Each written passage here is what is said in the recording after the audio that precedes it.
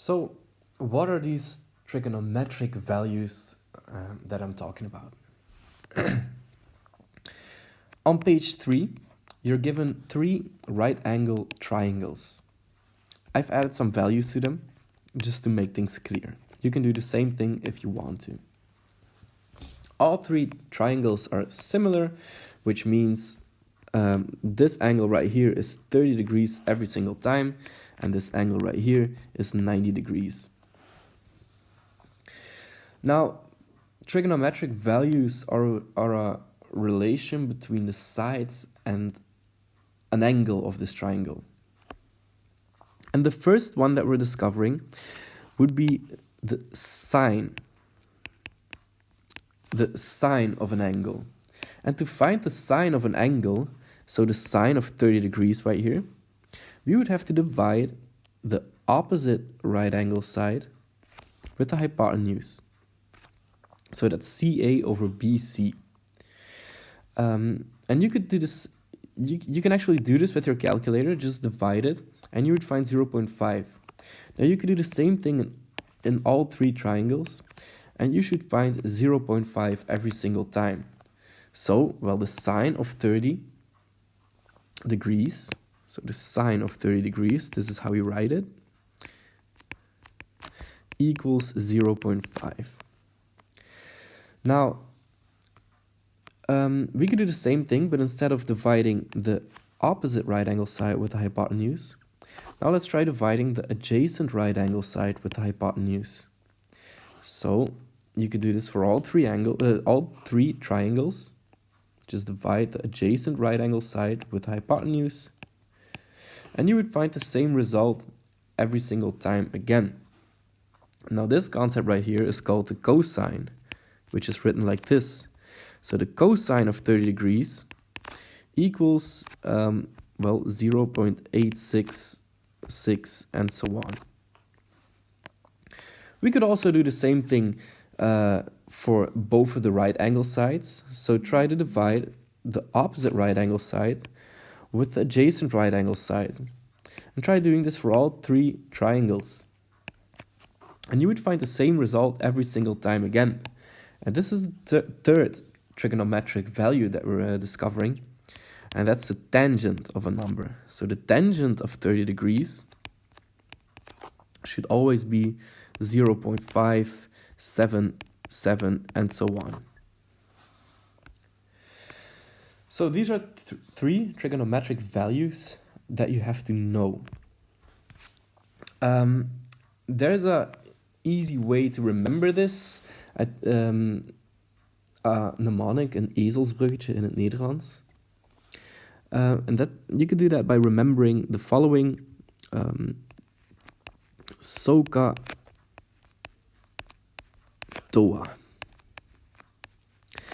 And what this means exactly, I will try to make it clear in the following 2 minutes. So, as I said, the first concept you're discovering is the sine of a number. The sine of an angle is what I should say. And this is where the so part comes in.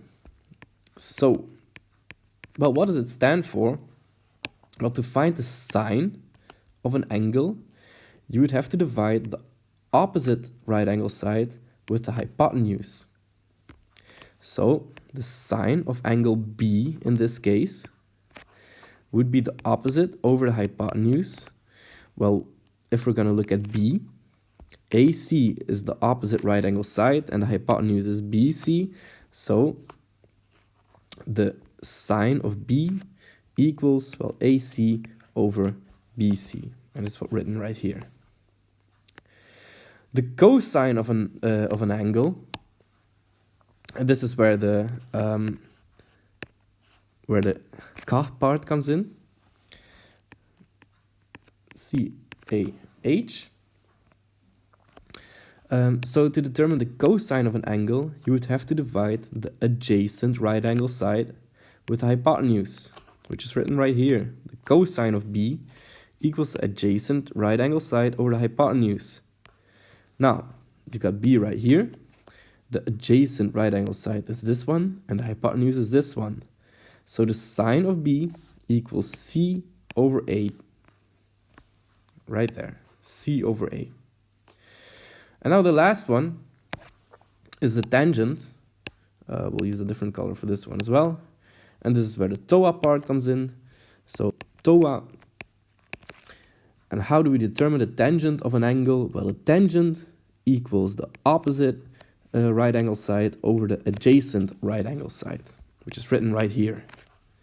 So in the case of this triangle, the tangent of B equals the opposite right angle side over the adjacent right angle side. So B over C. There you go. So, how would you apply this? Well, let's just erase my answers real quick. There we go. In this triangle right here, well, we're going to try to determine the trigonometric values of angle C. Well then, to determine the sinus, remember, SOH, so, we'll have to take the opposite right angle side over the hypotenuse. Well, this is the opposite right angle side, and this is the hypotenuse. So the sine of C equals C over A. C over A. So the cosine of C, remember, K, we would have to take or divide the adjacent right angle side, which is this one, adjacent, over the hypotenuse. So that's B over A. B over A. And for the tangent, which was TOA, we would have to divide the opposite right angle side over the adjacent right angle side. So that means C over B. There you go. Now you should have enough information to complete at least some of the exercises, at least all the exercises of 1.2.4 you're able to complete right now. So you'll spend the rest of the class doing this right here.